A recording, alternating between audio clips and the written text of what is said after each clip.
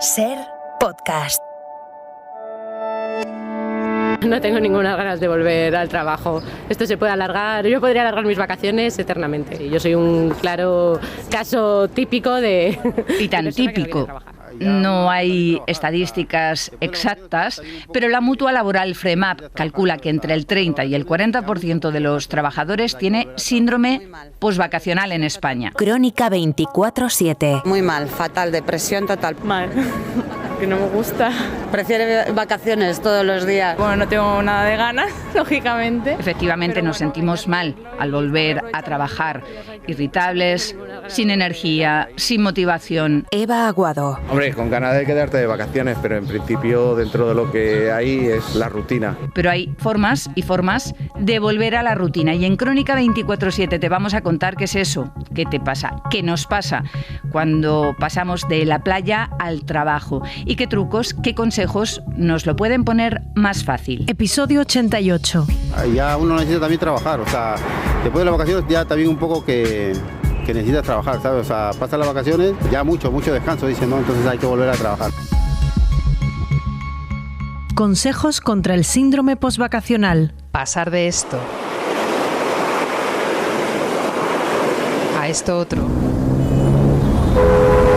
Por Adela Molina. Muchas veces no es fácil. Sensación de malestar generalizado, irritabilidad, tristeza exagerada, apatía, falta de energía o motivación, entre otras alteraciones físicas. La vuelta al trabajo, a los atascos, a la rutina nos puede costar. Hay quien lo ha bautizado como depresión posvacacional, pero la psicóloga Olga Merino, responsable de salud laboral en el Colegio de Psicología de Madrid, explica que es más que nada un trastorno a la hora de adaptarnos. El síndrome posvacacional no está contemplado como una patología en sí, sino que en realidad se trata de un cuadro clínico pues correspondiente a un trastorno adaptativo, ¿no? que decimos que está generado pues por la percepción que la persona puede tener ante la dificultad para responder pues a las demandas que suponen la vuelta a la rutina después de un periodo prolongado de descanso, y que se puede entender en este sentido como, digamos, un proceso del estrés adaptativo, no más que una patología en sí. Estar tristes o apáticos a la vuelta de vacaciones entra dentro de lo normal.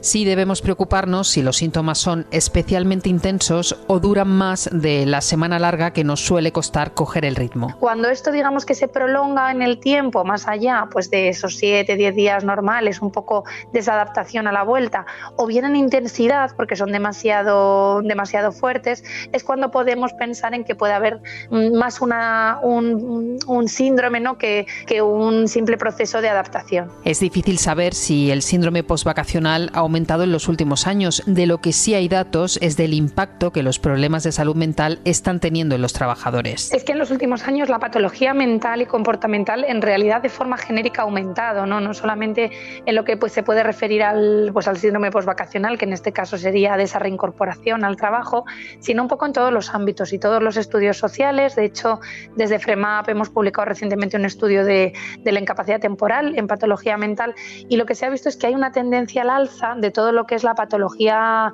derivada de salud mental. Hay no solamente un incremento de la incidencia en estos últimos 7 años, en el COVID hubo un pequeño repunte, luego bajó, pero ahora mismo pues hay una tendencia al alza, sino sobre todo es que actualmente es la segunda causa en días de baja. Los trastornos mentales y del comportamiento supusieron más del 16% de los días de baja en 2022, según ese estudio de FREMAP que mencionaba Olga Merino, solo superados por los trastornos musculoesqueléticos, que suponen un 33% de esos días de baja. Las previsiones son que va a ir a más. La Organización Mundial de la Salud estima que de aquí al 2030 pues va a ser la primera causa, con lo cual yo creo que sí que hay una tendencia al alza. Además, tiene mucha diferenciación en función del tramo de edad. Por ejemplo, la franja de las personas con menor edad son las que mayor incremento han tenido en incidencia, y nos hacen ver pues que sí que hay algo que está sucediendo en la sociedad y que nos hace pensar en que tenemos unas necesidades de salud mental importantes en este momento y diferentes a las que teníamos antiguamente, pero que sí que venimos arrastrando como sociedad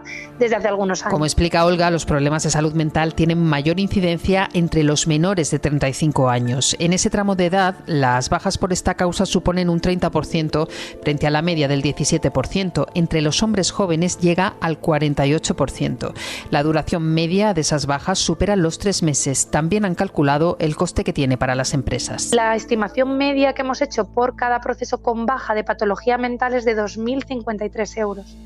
Estos son los costes directos para la empresa, es decir, aquí no entran ni las sustituciones, ni el gasto sanitario para el sistema, ni lo que puede derivar, digamos, si la empresa complementa, es decir, sería el coste puro para la empresa, ¿no? Un poco con el objetivo pues de concienciar a las organizaciones sobre la importancia de invertir en prevención y en promoción de la salud. Lo que no está tan claro es si esa mayor incidencia en los jóvenes está relacionada con la precariedad, los peores sueldos o la incertidumbre. Todos intuimos, ¿no?, que puede haber algunas condiciones organizativas que llamamos, ¿no?, como efectivamente pues esa inestabilidad temporal, las cargas de trabajo, la precariedad, pero no hay ningún dato objetivo que pueda realmente justificar esa causalidad y por tanto pues no se puede diferenciar lo que pertenece al trabajo de lo que no. Las empresas pueden ayudar con sus políticas de prevención a evitar muchos de estos problemas y, volviendo al tema de este reportaje, a hacer más llevadera la vuelta de vacaciones, empezando por respetar sin interrupciones el tiempo que estemos fuera. Ese periodo es fundamental para que la persona pueda parar, pueda resetear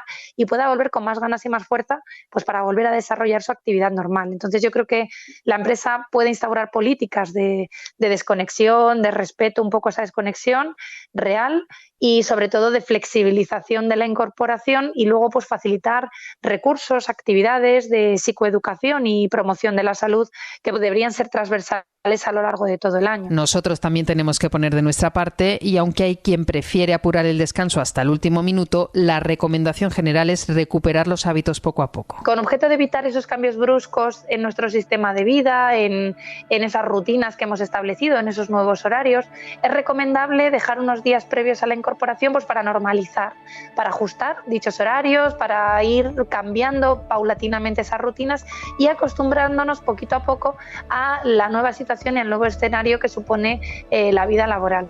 Además, en este sentido, pues ajustar las expectativas que pueda haber sobre la asunción de responsabilidades, el no pretender hacerlo todo de golpe, ¿no? Y esa cantidad de tareas a abarcar durante la reincorporación, pues suele contribuir a tener un desembarco un poquito más saludable. Mantener alguna de las actividades de ocio que hemos realizado durante el tiempo de descanso también es positivo y volver teletrabajando, pues ojo que puede ser peor. Depende, como decimos, del escenario de la persona, porque por un lado el teletrabajo pues permite, digamos, en algún sentido esa prolongación de la sensación vacacional de no incorporarte de pleno al centro de trabajo, pero por otro lado pues también posterga y de alguna manera procrastina, ¿no?, el hecho de reinsertarte y volver. Entonces yo creo que es una muy buena medida de flexibilización que al final depende del uso y de la persona, ¿no?, de cómo lo utilice y en qué sentido lo pueda utilizar. La vuelta a la rutina puede ser dura para todos, también para los más pequeños. A ellos podemos echarles una mano empezando por ordenar los horarios que en verano se suelen descontrolar. Esos horarios que mantienen durante el verano pues poquito a poco se vayan ajustando para que no sean pues algo tan brusco como cuando inician pues su actividad escolar, que al final puede llegar a tener casi tantas horas como la laboral. Entonces se habla un poco de esa flexibilización progresiva, de rutinas, de horarios, ir poquito a poco generándoles y adentrándoles en la responsabilización también de tareas, etcétera, para que no sea, el objetivo final es que no sea tan drástico ese cambio entre el periodo vacacional y el periodo escolar, que va a ser el que tengan y el que mantengan durante la mayor parte del año. En definitiva, paciencia, un poco de orden e ir retomando la rutina poco a poco es el consejo de los expertos. Si aún así se les hace cuesta arriba, piensen que para Navidad tan solo quedan 115 días.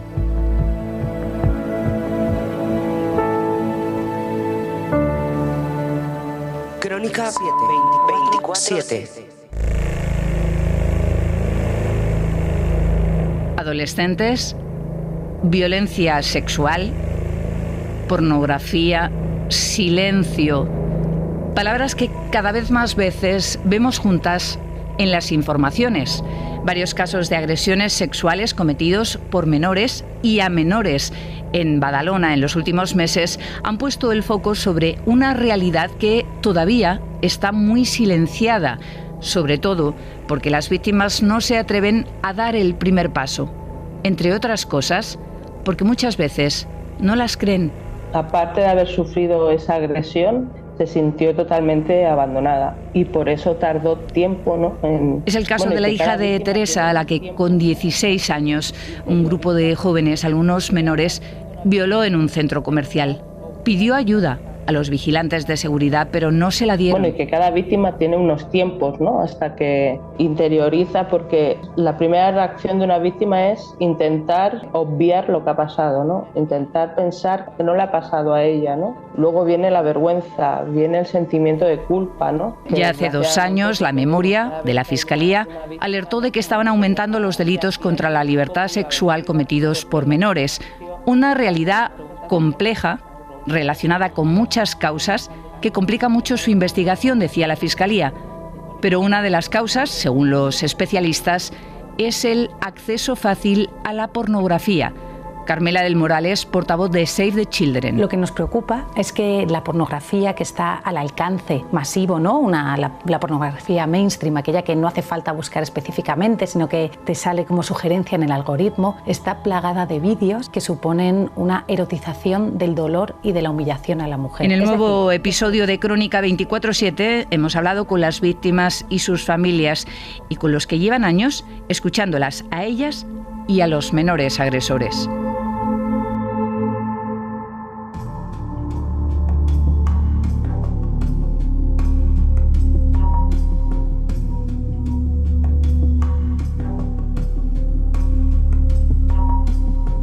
Violencia sexual y adolescentes, por Elisa Muñoz y Maika Ávila. La hija de Teresa fue violada con 16 años en los baños del centro comercial Magic de Badalona. Fue un grupo de 10 chavales que la obligaron a entrar a los baños. 3 de ellos fueron los autores, mientras los otros esperaban, pero no esperaban fuera, sino iban entrando para mirar lo que estaba pasando. En cuanto vio la oportunidad, salió corriendo, pidió ayuda a los empleados de seguridad de la empresa Davos que ejercen en el centro comercial. La ignoraron, pasaron de ella, se sintió totalmente abandonada. David tenía 7 años cuando su primo de 14 comenzó a abusar de él. Empezó como un juego, de hecho empezamos jugando todos los primos, estábamos jugando a médicos y luego ya fue yendo a más. El que me abusó fue mi primo, que tenía 14 años por aquel entonces. Normalmente era pues en casa de mi abuela, porque era donde nos juntábamos. El juego al principio era divertido. Luego empezaron las cosas que no eran tan divertidas. Su primo se las apañaba para que los adultos no les vieran. No había una violencia como tal de amenaza violenta, pero sí que es verdad que pues empezó siendo masturbación, luego pasó a ser felación y luego pasó a ser penetración. O sea, un aumento de la violencia y de la exigencia sí que hubo. La gran mayoría de las agresiones sexuales entre menores ocurren en el entorno familiar. Por el despacho del abogado Eduardo Simón pasan muchos casos. Principalmente nosotros trabajamos en un porcentaje muy alto de los clientes que tenemos entre familiares. Suelen ser más o menos entre o hermanastros o entre primos e incluso entre tíos y sobrinos cuando los tíos son pues de 17, 18, 16 años. Siempre es difícil contar lo que ha sucedido. La hija de Teresa tardó meses en hacerlo. Mi hija paralizó su vida, dejó de ir a clase. Bueno, de hecho este curso no ha ido a clase por miedo, porque necesitaba que la ayudaran. Me decía a voces, necesito que alguien me ayude. El relato de una víctima anima a otra a contarlo y tras ese repunte de casos está ese fenómeno.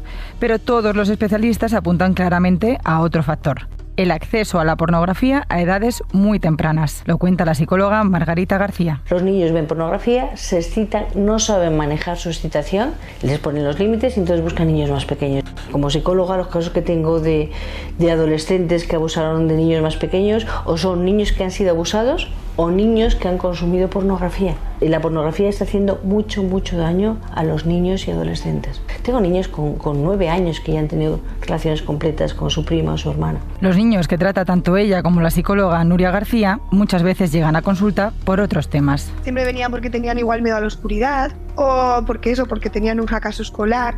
Claramente venían a mí realmente por el motivo que luego se descubrió. David estalló un día que vino su primo de visita a casa y lo contó todo. Eso le salvó, por eso lanza este mensaje. Cuéntalo. Y si no te hacen caso, se lo cuentas a otra persona. Por Dios, creedles. Los niños no se inventan esas cosas.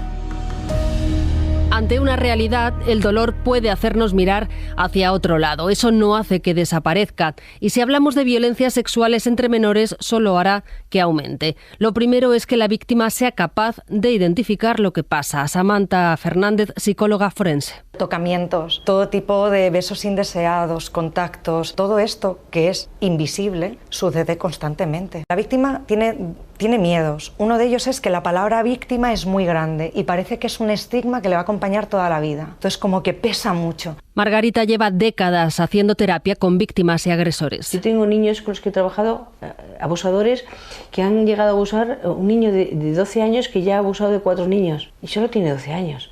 Contar lo que está pasando es la primera casilla para llegar a la meta y romper el ciclo de la violencia. No es fácil, pero sí necesario. Margarita explica el efecto cascada que supone alzar la voz. Un niño prevenido es un niño que con tranquilidad va a contar. Y si yo, que soy un abusador, abuso de 5 niños, si el primero dice, oye, no, y además se lo cuenta a su mamá va a venir a hablar conmigo y va a decir, ¿qué estás haciendo? Y probablemente no haya necesidad ni de cárcel, ni me manden a terapia y aprenda a resolver lo que está pasando y no necesita abusar de nadie más. David estalló cuando las agresiones traspasaron todos los límites. Con 7 años sufrió los abusos de su primo de 14. La terapia temprana le salvó y hoy no tiene secuelas. Tuve la suerte de que se me pilló relativamente pronto. Fui a terapia en el momento, he tenido la capacidad y el espacio para procesar todo eso que me pasó cuando me pasó. Yo he tenido esa suerte. Mi primo, creo que no. Que tu madre te diga que eres un monstruo y que no te debería haber parido es un trauma también. Por eso la terapia siempre debe ir en una doble dirección, tanto a la víctima como al agresor, para evitar que vuelva a actuar. El 20% de la gente abusada se convierte en abusador, pero si trabajamos con todos los niños abusados, probablemente a lo mejor había un 1%. Un grupo de chavales violaron a la hija de Teresa cuando tenía 16 años en los baños del centro comercial Magic de Badalona. Tiene clara la importancia de tratar al agresor para que no reincida. Los agresores tenemos que tener en cuenta que son menores. No podemos poner el foco en chavales de 12, 14, 16 años como si fueran criminales para toda la vida, poner la etiqueta de que vas a ser un violador toda tu vida. Ese es tu destino. Nosotros juzgamos y nosotros decidimos cuál va a ser tu destino. Pero los agresores no suelen acabar en terapia. El estigma es grande y las familias prefieren no afrontarlo. Nuria es psicóloga. Tener un agresor no hace que tú hayas fallado como padre. Lo que falla es no poner solución a los problemas que existen. Siempre tiene una repercusión la violencia. La violencia engendra más violencia. La mayoría de los casos de violencias sexuales entre menores no llegan a los juzgados. Save the Children propone el modelo Barnahus para facilitar el proceso de denuncia y que la víctima no tenga que repetir la declaración. En el mismo espacio, amable para la infancia, está el personal sanitario, policial, judicial y psicológico. Su origen es islandés, se aplica también en países nórdicos y en Tarragona se cumple un año de la experiencia piloto. Carmela del Moral es la responsable de políticas de infancia de la ONG.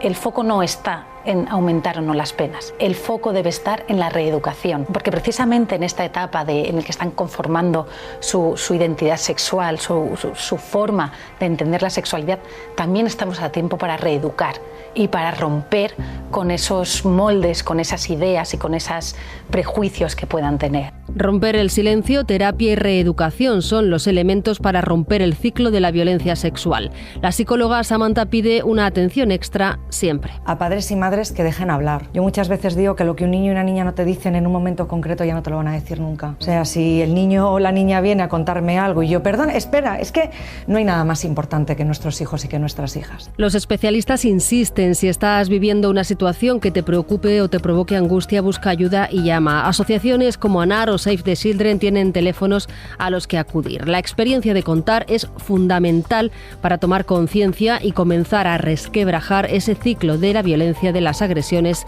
entre menores. Crónica 24/7. Casi 72 millones de turistas visitaron España en el 2022. Se da por hecho que este año se van a batir récords, pero no es tanto cuestión de cantidad como de calidad. Fabián González, analista turístico. Aquí lo que interesa es que vengan los menos turistas posibles, pero que gasten lo más posible. Porque cada vez hay más destinos a los que no les salen las cuentas. Los vuelos baratos y los apartamentos turísticos han hecho que la llegada de turistas crezca mucho más rápido que las infraestructuras de las ciudades. Por ejemplo, en Santiago faltan taxis. En Tenerife hasta el agua. Loli Arbelo, guía. Tenemos la capacidad que tenemos en agua, o sea, no puedes tener más de lo que puedes ofrecer. Tenemos la capacidad hotelera que tenemos, no puedes ofrecer más. En el nuevo episodio de Crónica 24/7 paseamos por Venecia, Dubrovnik, Toledo y analizamos qué se puede hacer para que el negocio turístico no muera de éxito. No puedes seguir construyendo y masificando y destruyendo la gran gallina. Y sobre todo el tema carreteras, el descontrol.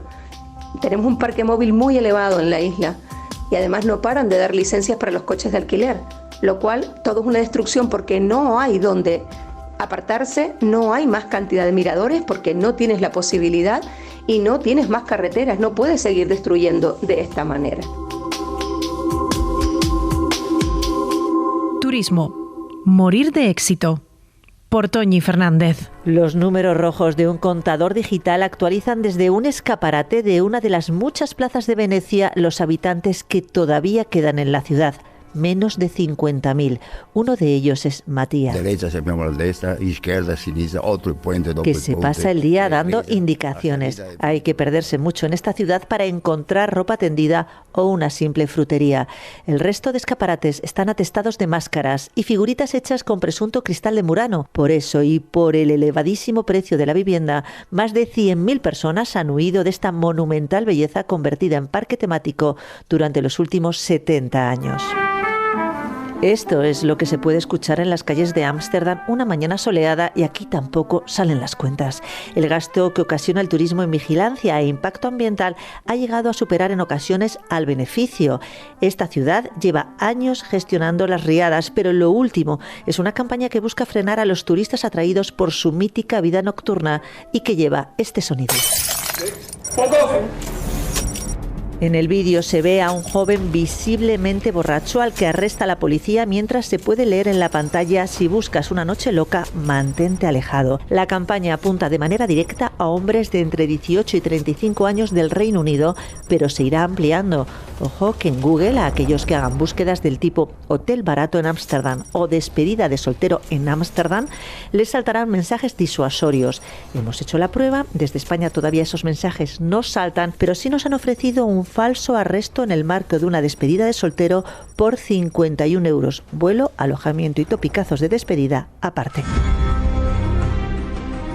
Croacia ha pasado de ser un milagro turístico a engrosar la lista de destinos quemados en poco tiempo. Y Juego de Tronos tiene parte de culpa hasta el punto de que Dubrovnik llegó a superar a Venecia o Barcelona en saturación, colocándose al nivel de la Meca.